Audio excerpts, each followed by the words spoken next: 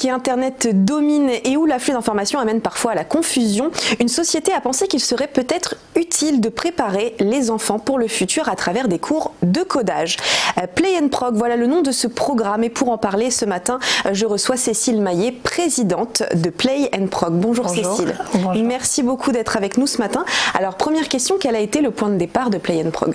Alors Play and Prog, en fait, ça remonte à 2 ans. J'ai offert à mon neveu des Lego connectés et de le voir en fait tester, créer, construire son robot, j'ai vraiment senti qu'il y avait un pont entre la création et le digital et j'ai voulu en fait étendre ça aux autres enfants, sauf que moi de par ma formation j'arrivais pas forcément à trouver l'idée, et c'est la rencontre avec mon associé Mathias Milin, qui est ingénieur de formation, qui a réussi à donner un nom et à me dire on va proposer des cours de codage, et c'est ça qui peut être effectivement intéressant pour lier la création et le digital. Après évidemment, comme toutes les belles histoires, ça a été possible via la rencontre de personnes qui ont cru en nous, comme la maire de Puteaux, Madame Secaldi Reynaud, ou Monsieur Dauge, qui est directeur d'école, et qui nous ont offert nos premières opportunités en fait. Parce que vous ne venez pas du tout du milieu du digital et du numérique. Non, moi je viens du juridique. Alors après, j'ai toujours, au travers de mes études universitaires, été en lien avec les enfants parce que j'aime beaucoup effectivement le fait de transmettre. Mais c'est vrai qu'à la base, j'avais pas cette formation-là. Alors quelle approche pédagogique vous mettez en avant à travers ce programme? Alors nous, c'est un petit peu assimilable à Montessori, dans le sens où en fait l'enfant est au cœur de l'apprentissage. L'idée, c'est qu'on travaille avec ou sans écran. Ça, je pense que c'est assez important aujourd'hui, vu effectivement les sujets qu'il peut y avoir par rapport à ça. Oui, parce que justement, on en parlait juste avant. Oui. Je vous posais la question, peut-être que certains parents sont sceptiques à l'idée d'envoyer leurs enfants dans des cours de codage encore devant les écrans, alors qu'ils le sont peut-être déjà beaucoup à la maison. Voilà, donc c'est pour ça que nous, en fait, à travers Play and Prog, ce qu'on veut proposer, c'est montrer que de toute façon, les nouvelles technologies, c'est pas forcément le recours avec un écran. Notamment, on développe un atelier qui est lié à la robotique. Nous, les robots, pour les programmer, on n'est pas obligé de faire ça avec un écran. Ça peut fonctionner avec des systèmes de code couleur. Donc après, pour revenir à votre question initiale, après, effectivement, nous, tout ce qu'on développe, c'est l'autonomie de l'enfant. Donc il va chercher, c'est le côté collaboratif où les enfants parlent entre eux, échangent. C'est le fait d'avoir le droit de se tromper, parce que je sais que, scolairement parlant, on sait que l'erreur, souvent, c'est vu de façon un petit peu... c'est un peu négatif. Là, pas du tout, puisque le fait de se tromper, justement, on va essayer de comprendre pourquoi et on va trouver les solutions pour. Donc c'est cette idée générale dans un esprit de bienveillance et d'empathie. Mais pourquoi, selon vous, il est indispensable aujourd'hui de préparer nos enfants aux nouvelles technologies dès leur plus jeune âge? Alors déjà, parce que je pense qu'aujourd'hui, en fait, c'est une réalité. Les nouvelles technologies sont là et ils vivent avec au quotidien tous les jours. On peut pas y échapper. Donc elles sont là. La question, c'est qu'est-ce qu'on fait? Est-ce qu'on les subit ou est-ce qu'on essaye effectivement d'en tirer profit? Il faut savoir que d'ici 2030, il y a 80% des métiers qui n'existent pas encore et qui seront forcément en lien avec ces nouvelles technologies. Donc aujourd'hui, les habituer, leur expliquer comment est-ce que ça marche, comment est-ce que ça s'utilise, je pense que c'est important parce que ça les rend acteurs de leur démarche envers ces nouvelles technologies. On ne prend plus un enfant qu'on colle devant un écran. Là, le but, c'est vraiment lui montrer comment ça marche, et comme ça, lui, de lui-même, il aura une démarche complètement différente. Et au-delà de ça aussi, c'est vrai que c'est un formidable outil d'apprentissage. Vous parliez tout à l'heure de la création de robots pour les enfants. Oui. Quelles sont les autres activités que vous proposez? Alors, donc nous, on propose 3 thématiques. Donc l'informatique, on travaille avec le logiciel Scratch qui a été développé par le MIT. La robotique, donc pareil comme je l'expliquais, avec ou sans écran. Et l'électronique, où on apprend tout ce qui est conductivité, objets connectés, la possibilité de construire son téléphone, voilà. Et depuis la création de ce programme Play and Prog, quels sont les retours que vous avez des enfants sur leur ressenti face au programme? Alors, les enfants sont nos meilleurs ambassadeurs, ils sont ravis, enchantés.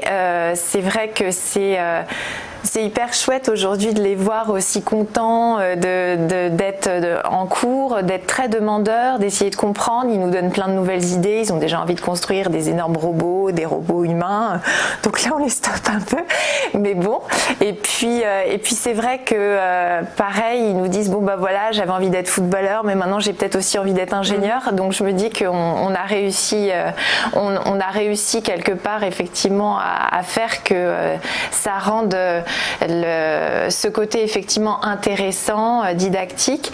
Pour les parents, ils sont rassurés parce qu'on fonctionne avec un système de suivi individualisé, c'est-à-dire qu'à la fin de chaque cours, on envoie un email aux parents pour leur expliquer ce qui a été vu, dans quel process on est et qu'est-ce qui sera vu au prochain cours. Donc voilà, pour effectivement qu'ils se disent pas, il a encore passé 1 heure de plus devant un écran. Et justement, les parents qui sont intéressés vont sur le site pour s'inscrire directement. Comment ça se passe? Tout à fait. Donc vous pouvez aller donc sur le site Play and Prog pour vous inscrire. Donc nous, on fonctionne en activité périscolaire. On fonctionne aussi dans les écoles. Donc là, c'est-à-dire que ce sont des professeurs qui font appel à nous et on intervient en fait dans le cadre d'un programme scolaire où effectivement les professeurs vont avoir envie de mettre le doigt pour développer au niveau du programme mathématique, par exemple, via Play and Prog, ça va être peut-être plus évident par le jeu de réussir à faire passer certaines notions. Ou on fonctionne aussi via les centres de loisirs. Alors, combien d'élèves ont déjà fait appel à vous? Alors, aujourd'hui, en fait, on a démarré à la rentrée 2018 et on a eu, aujourd'hui, on compte plus de 300 élèves, ce qui est assez important pour nous et pour moi en particulier en tant que femme. Je suis contente parce qu'en termes de répartition, on est à 52% de garçons, 48% de filles. Oui.